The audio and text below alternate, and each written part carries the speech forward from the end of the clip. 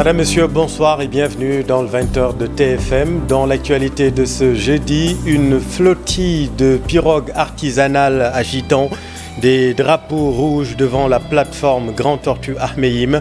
À Saint-Louis, l'association des pêcheurs artisanaux à la ligne demande la publication de l'étude de l'impact environnemental du projet. Nous voyons tout cela dans cette édition. Un bidonville au cœur du quartier résidentiel des Almadies, des personnes venues de la sous-région y vivent dans une promiscuité sidérante. L'hivernage vient s'ajouter au quotidien déjà pénible. Reportage à suivre. À la une également de l'actualité, la litanie de litiges fonciers au Sénégal. Ndengler, Mourkatre, Mbane, Thiénaba Khan, du nord au sud, les conflits fonciers sont légion. Les questions foncières portent sur 28,8% des affaires en cours à la médiature de la République. L'ombudsman, le médiateur de la République, Demba Kandji, est notre invité exceptionnel. Et puis les États-Unis écartent toute idée d'implanter une base militaire au Sénégal. En visite au Sénégal, le secrétaire d'État adjoint des États-Unis a discuté avec le président Faye du renforcement de la coopération économique entre les deux pays.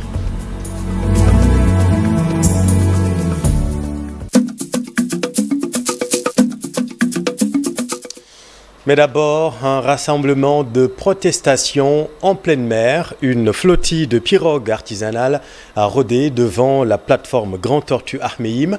L'association des pêcheurs artisanaux demande la publication de l'impact d'études environnementales du projet. Selon ces pêcheurs, ce projet gazier va impacter négativement la pêche dans cette localité. Voyons tout cela avec Ousseynou Diop et Habib Seck.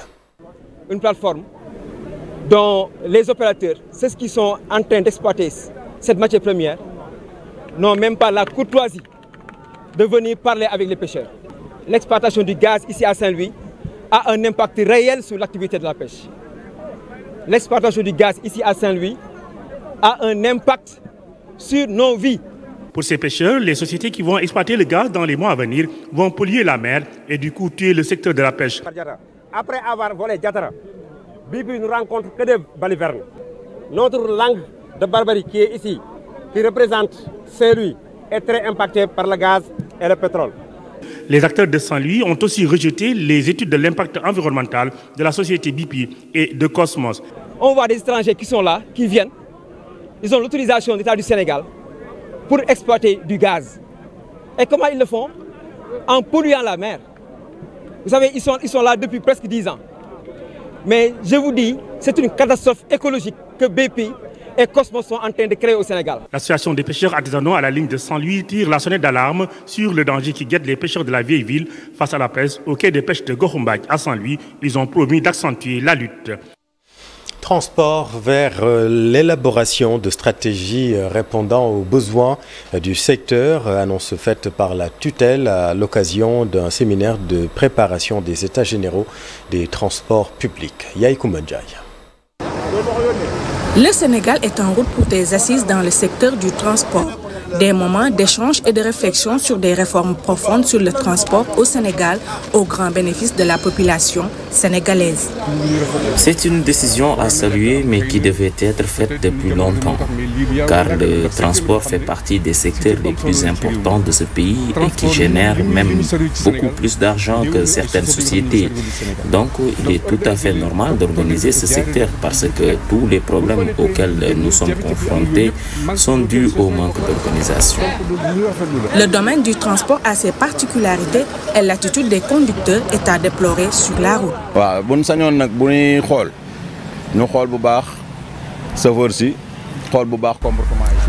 Mon souhait, c'est que les chauffeurs revoient leur comportement et c'est valable pour tout le monde. Moi, en premier, ils doivent arrêter de faire la course sur la route, être plus disciplinés et sereins pour éviter les reproches.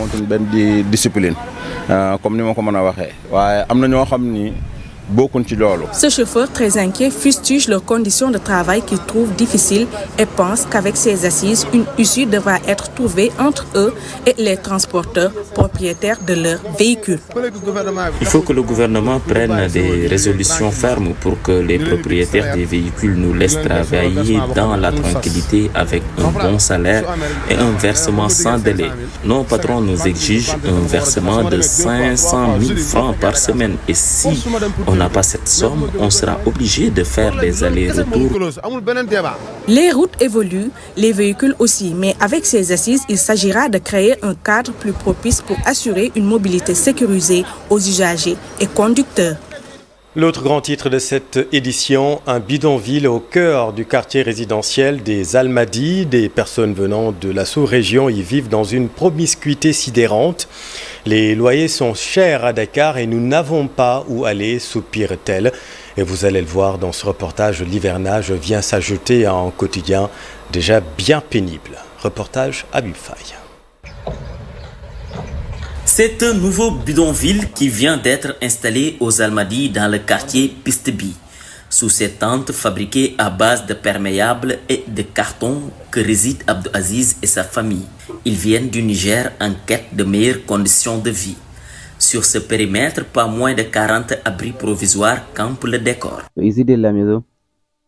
Ouais, ici je le considère comme ma maison. Je suis venu du Niger et je n'ai pas trouvé un endroit où habiter, encore moins de l'argent pour louer un appartement à Dakar. C'est pourquoi je suis ici avec ma famille pour chercher de l'argent afin de subvenir à nos besoins. Bien propre. Selon Abdou Aziz, les occupants sont venus s'installer ici sans l'aval de l'autorité administrative. La faute, dit-il, au coût élevé du loyer dans la capitale. Nous, on est des Hausa, on vient du Niger. Et quand nous sommes venus sur les lieux, il n'y avait rien. Et nous avons ensuite installé des abris qui servent des chambres. La plupart d'entre eux travaillent dans les chantiers en construction aux alentours de ce quartier résidentiel. Nous travaillons comme des manœuvres dans les chantiers en construction. Et quand nous tombons malades, nous irons à l'hôpital avec ce que nous avons gagné. Un quartier flottant installé au cœur des Almadies. Un fait qui n'honore pas le quartier UP selon les habitants. C'est vraiment compliqué. Je ne peux pas comprendre qu'on les laisse s'installer sur ce site alors que nous, habitants de Dakar, on nous interdit d'installer des bidonvilles. Nous fustigeons cette installation. Ils devaient trouver d'autres moyens que de créer un quartier flottant ici. Déjà, ils ont créé le désordre dans la cité. Ils commencent à durer ici car ils refusent de louer des appartements. Mais ils préfèrent leurs sacs en plastique pour fabriquer des abris. En plus, ils font du n'importe quoi ici. Au début, c'était une personne. Par la suite, le reste est venu le rejoindre sans aucune autorisation et personne n'en parle. Leur environnement est menacé ainsi que leur quiétude, disent-ils. Je le fustige jusqu'à la dernière énergie parce que c'est un danger pour nous qui habitons le quartier. Tout peut nous arriver avec eux et j'ignore ce qu'ils font à l'intérieur. Ce n'est pas du tout sûr d'habiter dans ces conditions misérables. Cependant, ils invitent les autorités à sécuriser les lieux. Que les autorités nous trouvent une solution face à ce problème. Nous souhaitons retrouver une vie normale car nous sommes en danger. Nous ne les connaissons pas. Il n'y a pas de sécurité en plus. Ils déambulent à n'importe quelle heure dans le quartier. C'est la promiscuité totale. C'est inquiétant. Les autorités locales doivent prendre des mesures idoines pour les déguerpir d'ici. Après la cité imbécile et la cité Khandar à Yoff, un autre quartier flottant refait surface.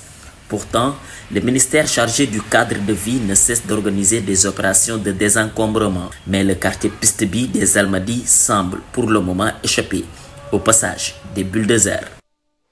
À la une également de l'actualité, la litanie de litiges fonciers au Sénégal du nord au sud. Les conflits sont légion.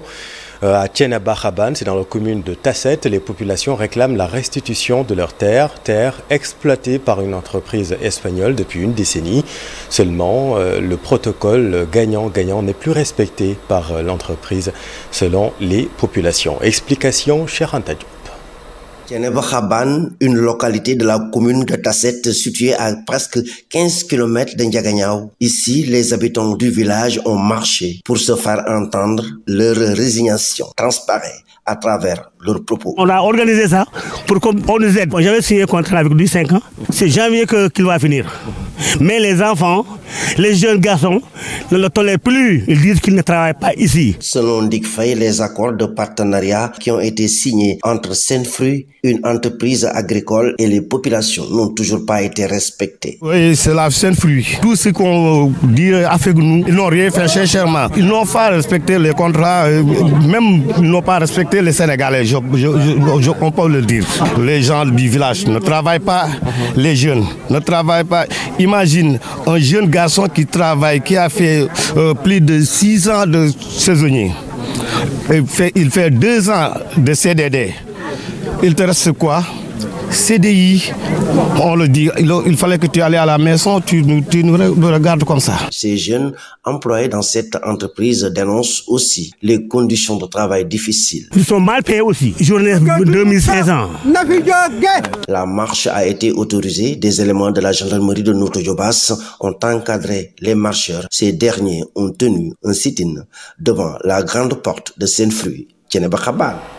Et nos équipes sont retournées à la cité Lac Rose où, vous le savez, ces maisons faisaient partie des programmes des 100 000, du programme des 100 000 logements de l'ancien régime, maisons qui ont été envahies par des populations environnantes. La gendarmerie a dû intervenir pour déloger les occupants illégaux. Retour sur place avec Abdoulaye Diop. Ce sont plus d'une centaine de personnes qui ont pris d'assaut la cité-résidence du Lac Rose ce dimanche dernier à Bambilor. Pour eux, ici c'est Oubidek, celui qui vient en premier possède gratuitement la maison qu'il a choisie et sans caution. Étant donné que le nombre de personnes augmentait, il a fallu l'arrivée de la gendarmerie pour rétablir l'ordre, mais certains ont emporté des portes et des fenêtres. Plusieurs dégâts ont été enregistrés selon le promoteur Babacar Chimère Diouf. Effectivement, ils ont saccagé beaucoup de choses, ils ont cassé des fenêtres, défoncé des portes et volé beaucoup de matériel du second œuvre qui était là. Bon, je suis venu le matin, je leur ai parlé, certains d'entre eux sont partis, mais la plupart sont restés. Le soir, vers 18h, la gendarmerie est venue et les a évacués. Cette cité fait partie du programme des 100 000 logements, un projet initié par l'ancien président Macky Sall. Cette cité fait partie du programme des 100 000 logements. Bon, ces maisons font partie du programme des 100 000 logements. Et les 100 000 logements, c'est un programme qui lie un promoteur privé et l'État par le biais d'une convention. Donc dans la convention, le promoteur doit fournir un terrain sécurisé et faire les constructions. Et c'est à l'État de faire tout ce qui est vers des voiries, réseaux divers, amener d'eau, adduction d'eau, amener l'électricité, faire les voiries et l'assainissement. Le promoteur déclare que c'est un projet de plus de 1700 maisons dont les travaux des 153 sont réalisés à plus de 95%. Donc il se trouve que nous, on a amené le terrain, un terrain sécurisé. On a fait les constructions. Les maisons sont quasiment prêtes à 95-98% depuis septembre 2021. Et l'État n'a toujours pas fini l'adduction d'eau et l'électricité. Donc c'est la raison pour laquelle ces maisons sont toujours inoccupées, parce que tu ne peux pas avoir de certificat de conformité. Ce sont des maisons inhabitables. Babacar Diouf espère ainsi une réaction du gouvernement pour régler cette situation et rétablir le programme des 100 000 logements. Et les questions foncières portent sur 28,8% des affaires en cours à la médiature de la République. Le médiateur Demba Kandi sera notre invité dans un instant dans Soir d'Info. La suite. Dans l'actualité également, notre collaborateur Matar Diagne, inhumé au cimetière Mambara de Thiès. Ses parents et amis l'accompagnaient à sa dernière demeure. Avant cela, la cérémonie de levée du corps a eu lieu ici à Dakar. Fatima Touré. Ils étaient nombreux ce matin à la morgue de l'hôpital Idriss Pouye pour rendre un dernier hommage à Makhtar Diagne, dit Passe-Partout. La tristesse et la consternation ont marqué la cérémonie de levée du corps de l'animateur de l'émission Faits divers Halas de la RFM. Les témoignages sont unanimes. Un grand serviteur est parti à jamais. Il était un musulman pratiquant, il ne manquait jamais la prière. Il était aussi très respectueux, loyal et professionnel dans son travail.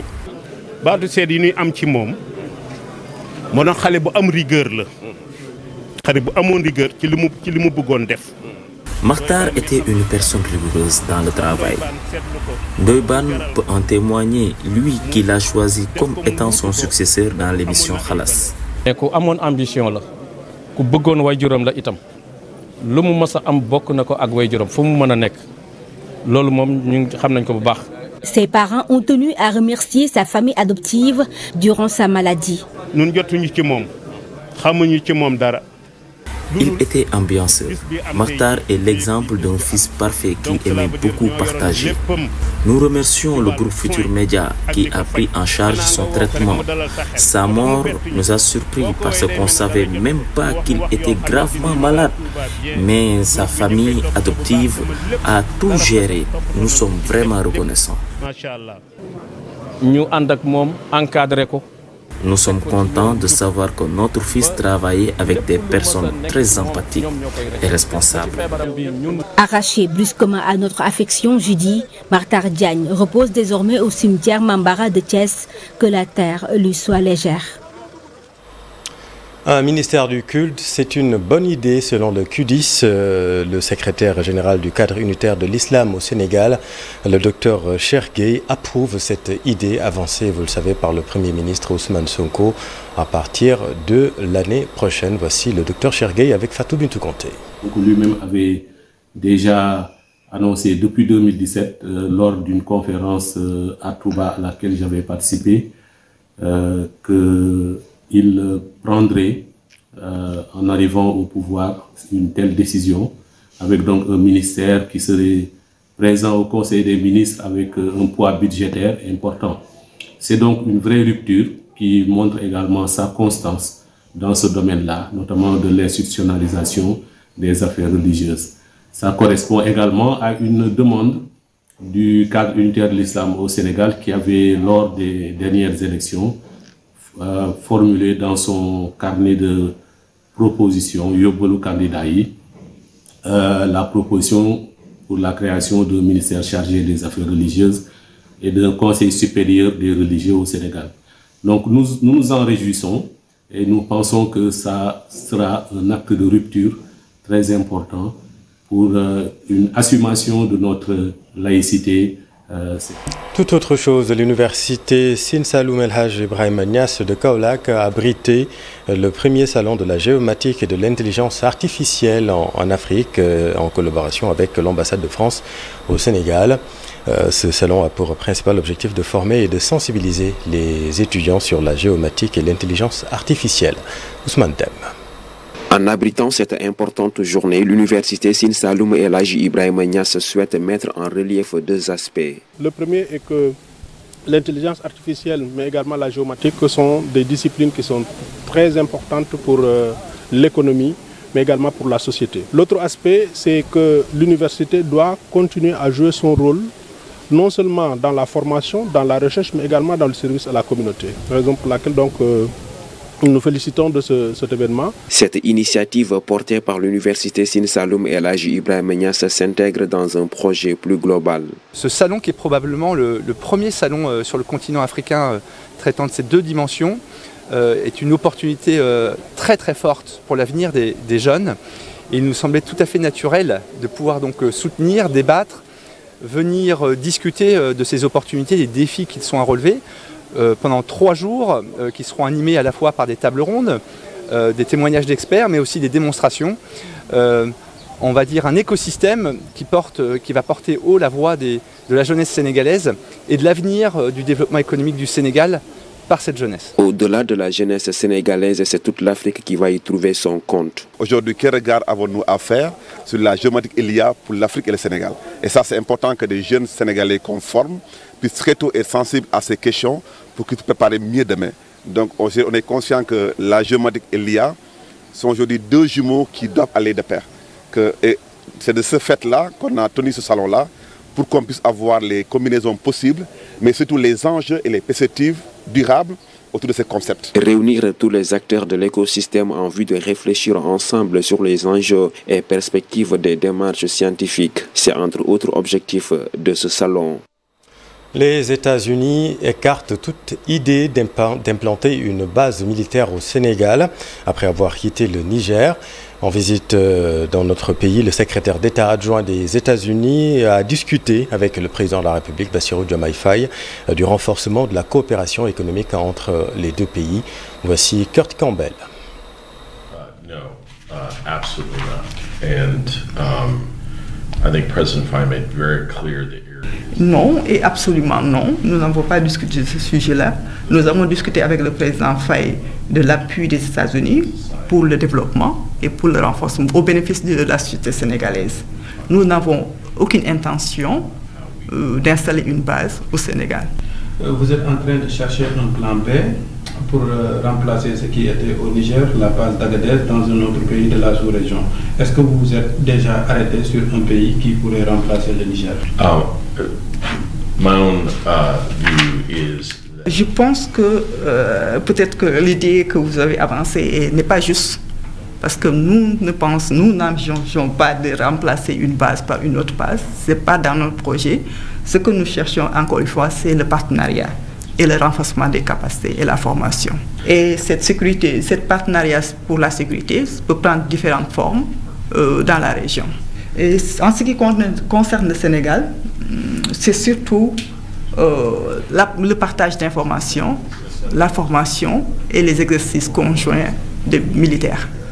But we have no plans or discussions about a military base. Et encore une fois, nous n'avons aucun plan ou objectif d'installer une base militaire au Sénégal. Kurt Campbell, interrogé par Macoumba Bey, entretien à suivre tout à l'heure ce soir sur votre chaîne TFM. Un mot de sport à présent avec 6 pensionnaires dont 2 Sénégalais qualifiés aux Jeux Olympiques de Paris. Le Centre africain de développement de l'athlétisme est satisfait de cette performance. Le directeur Amadou Djaba estime que la Gambienne Gina Bass et les Sénégalais Louis-François Mendy et Salissar peuvent accéder à la finale en France et pourquoi pas décrocher une médaille en or. Pourquoi pas? Voyons tout cela avec Cher Salih Boudiara. Le sentiment d'un travail bien accompli anime le Centre africain de développement de l'athlétisme, basé à Dakar. 6 de ces pensionnaires, dont Louis-François Mendy et Salissar, sont qualifiés aux Jeux Olympiques Paris 2024. Une réussite du centre, parce que nous, on pensait avoir 1 ou 2 qualifiés. Donc vraiment, il faut encourager et féliciter la direction technique vraiment de notre centre qui ont beaucoup travaillé et avoir 6 athlètes. Donc c'est une première pour le centre, pour les Jeux Olympiques. C'est vraiment une première parce qu'avant, nos athlètes à Tokyo, ils sont partis sur invitation. Donc cette année, c'est des qualifications qu'ils ont fait. Si Salissar est au niveau 14e, Gina Bass niveau 13e mondial, lui François parmi les 15 meilleurs du monde, donc ça veut dire qu'on a espoir vraiment à la progression de nos athlètes. Donc voilà, donc c'est vraiment une satisfaction. Une sacrée progression, source d'un grand optimisme. Sali, c'est sa première Olympiade, mais lui, François et Gina Bass, c'est leur deuxième Olympiade. Ils ont beaucoup plus d'expérience et je pense que l'objectif, c'est, comme je l'ai dit tous les jours, c'est de rentrer en finale, parce qu'en finale, c'est jouable. Je l'ai toujours dit, il faut mettre les athlètes dans des conditions où l'athlète, quand il va aux Jeux Olympiques, il peut rentrer en finale. Tout peut arriver en finale. En finale, tout le monde est sur le point de départ. Et je souhaite à nos athlètes qu'ils puissent avoir une médaille. Pas seulement au niveau de l'athlétisme, par rapport aux autres disciplines, Sénégalais qui vont aux Jeux Olympiques, parce qu'on en a 11 qualifiés, et ce qui est vraiment louable. Aux Jeux Olympiques Paris 2024, du 26 juillet au 11 août prochain, le Sénégal espère décrocher sa deuxième médaille olympique. Merci cher, c'est la fin de cette édition. Merci infiniment de l'avoir suivi. Je vous retrouve dans un tout petit instant dans Soir d'Info la suite avec le médiateur de la République, M. Demba Kondi. A tout de suite.